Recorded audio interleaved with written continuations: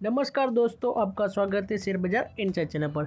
चलिए आज के मार्केट अपडेट की शुरुआत कर लेते हैं। सबसे पहले बात करूं निफ्टी 50 की, तो उसके अंदर 0.18% के राउंड की तेज़ी रही है, यानी कि 47 पॉइंट की तेज़ी रही है। और सेंसेक्स की बात करें तो 158 पॉइंट के साथ 0.19% की तेज़ी रही है, जो कि काफ़ी अच्छी बात है। आज के दिन मार्केट देखें थोड़ी वोलेटाइल रही थी और फिर भी देखें तो थोड़ी तेज़ी में ही क्लोज हुई। बैंक निफ्टी की बात करूं तो उसमें थोड़ी गिरावट रही है, 59 पॉइंट्स यानी कि 0.10% के राउंड की। फिर निफ्टी की बात करें तो उसमें भी थोड़ी गिरावट रही थी और बैंक एक्स में भी थोड़ी गिरावट रही थी। नेक्स्ट अपडेट की बात करूँ तो ब्रिगेड एंटरप्राइज की तरफ से निकल कर आ रही है। उन्होंने कहा है कि उन्होंने एक्वायर की है 4 एकड़ की लैंड इन नियोपोलिस, जो कि कंपनी के लिए अच्छी बात है और उनके स्टॉक प्राइस में भी तेज़ी रही है। नेक्स्ट अपडेट की बात करूँ तो आज के दिन रिलायंस जियो की तरफ से कहा जा रहा है कि वह अपना जो ड्राफ्ट हायरिंग प्रोस्पेक्ट है उसको तैयार करने में जुट गए हैं, क्योंकि जियो का जो आईपीओ शायद से वो अगले साल लाने वाले हैं। इसलिए ब्लूमबर्ग ने ऐसी रिपोर्ट लगाई है। अब देखते हैं आने वाले साल में अगर जियो का आईपीओ आता है तो काफ़ी अच्छी बात होगी। और उनका अभी के लिए ड्राफ्ट हायरिंग प्रोस्पेक्ट है उसके ऊपर भी काम शुरू हो चुका है, ऐसा अभी के लिए कहा जा रहा है।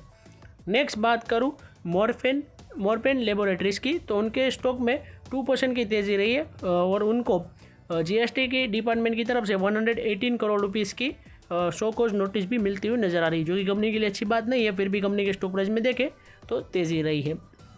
नेक्स्ट बात करूँ BEML की, तो उनको 157 करोड़ रुपीज़ का एक ऑर्डर मिलते हुए नज़र आ रहा है इंडियन रेलवे की तरफ से, जो कि काफ़ी अच्छी बात है।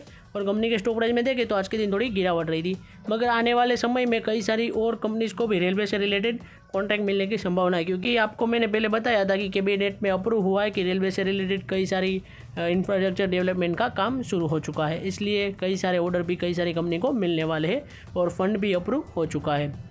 नेक्स्ट अपडेट की बात करूँ तो एशियन एनर्जी सर्विस की तरफ से निकल कर आ रही है। उनको 54 करोड़ रुपीज़ का लेटर ऑफ अवार्ड मिलते हुए नजर आ रहा है सन फार्मास्यूटिकल की तरफ से, कंपनी के लिए, जो कि काफ़ी अच्छी बात है। लेटर ऑफ अवार्ड ही मिला है, अभी तक ऑर्डर नहीं मिला है, यानी कि कंफर्म नहीं हुआ है। अब देखते हैं अगर ऑर्डर करने में तब्दील होता है और लेटर ऑफ अवार्ड, तो कंपनी के लिए काफ़ी अच्छी बात होगी। और कंपनी के स्टॉक प्राइस में देखें तो आज के दिन थोड़ी गिरावट रही थी। नेक्स्ट बात करूँ बजाज हाउसिंग फाइनेंस की, तो उसके अंदर काफ़ी बड़ी गिरावट रही है। पिछले 5 दिनों में करीब 10% के अराउंड की गिरावट रही है, क्योंकि आप सबको पता होगा कि बजाज हाउसिंग फाइनेंस के अंदर जो बजाज फाइनेंस उनकी ग्रुप है, उनकी मेन कंपनी है, उन्होंने सोल्ड किए करीब 1600 करोड़ रुपीज़ के उनके स्टेक को। इस वजह से कंपनी के स्टॉक प्राइस में गिरावट रही है और यह ब्लॉक डील हुई थी करीब 6% अराउंड के डिस्काउंट पर। इसलिए कंपनी के स्टॉक प्राइस में देखें तो उसमें भी गिरावट हो चुकी है, उतनी ही करीब 10% के अराउंड की गिरावट रही है, जो कि इतनी ज़्यादा घबराने वाली बात कुछ नहीं है। कंपनी काफ़ी फंडामेंटली स्ट्रॉन्ग है। नेक्स्ट बात करूँ जेनटेक इंडिया की तरफ से, यह जेन टेक्नोलॉजीज नहीं है, यह दूसरी कंपनी है जेनटेक। उन्होंने सिक्योर किया है करीब 7 करोड़ रुपीज़ का एक ऑर्डर, जो कि कंपनी के लिए काफ़ी अच्छी बात है। और कंपनी के स्टॉक प्राइस में देखें तो 5% के अराउंड की तेज़ी भी रही थी।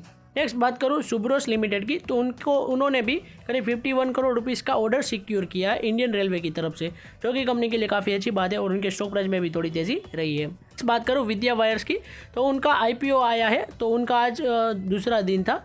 तो उसके सब्सक्रिप्शन स्टेटस की बात करें तो टोटल सब्सक्रिप्शन 4.59 टाइम्स हो चुका है, जो कि कंपनी के लिए अच्छी बात है। नेक्स्ट आईपीओ की बात करूँ एक्वस आईपीओ की, तो उसका भी आज दूसरा दिन था। उसका टोटल सब्सक्रिप्शन देखें तो 5.82 टाइम्स हो चुका है, जो कि फिर से कंपनी के लिए काफ़ी अच्छी बात है और जीएमपी भी काफ़ी ज़्यादा चल रहा है इसका। नेक्स्ट आईपीओ की बात करें तो वो है मीशो का, तो उनका भी सब्सक्रिप्शन स्टेटस देखें तो टोटल 3.15 टाइम्स हो चुका है टोटल कैटेगरी में, जो कि कंपनी के लिए काफ़ी अच्छी बात है और इनका भी जीएमपी काफ़ी हाई चल रहा है अभी के लिए। तो अब देखते हैं कैसा परफॉर्म करता है इस मीशो का आईपीओ। आज के दिन कुछ ग्लोबल मार्केट की बात करें तो गिफ्ट निफ्टी में थोड़ी गिरावट रही थी माइनर सी। US30 की बात करें तो उसमें भी थोड़ी गिरावट रही थी। टेक 100 की बात करें तो उसमें भी 0.33% की तेज़ी रही थी। डोजोन्स की बात करें तो उसमें भी करीब 0.94% की तेज़ी रही और S&P 500 की बात करें तो उसमें भी 0.45% की तेज़ी रही थी। यूके की मार्केट की बात करें तो उसमें भी अच्छी तेज़ी रही थी। केक 40 की बात करें तो फ्रांस की मार्केट में अच्छी तेज़ी रही है और डेक्स की बात करें तो जर्मनी की मार्केट में अच्छी तेज़ी रही थी। आज के दिन जापान की मार्केट में काफ़ी अच्छी तेज़ी रही है 2% प्लस की। और हैंगसेंग की मार्केट यानी कि चाइना की मार्केट की बात करें तो उसमें भी अच्छी तेज़ी रही थी।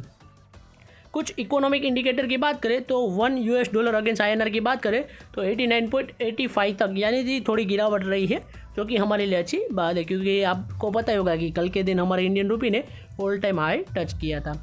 आज के दिन कच्चे तेल के प्राइसेस की बात करूँ ब्रेंट क्रूड एंड WTI, तो उनकी दोनों में ही तेज़ी रही, जो कि हमारे इंडिया के लिए वापस से अच्छी बात नहीं है। तो आज की अपडेट की बात करूँ तो हमारी यहीं तक थी। ऐसे ही वीडियोस देखने के लिए हमारे चैनल को सब्सक्राइब कीजिए और बेल आइकन को ऑन करना मत भूलिएगा। Thanks for watching.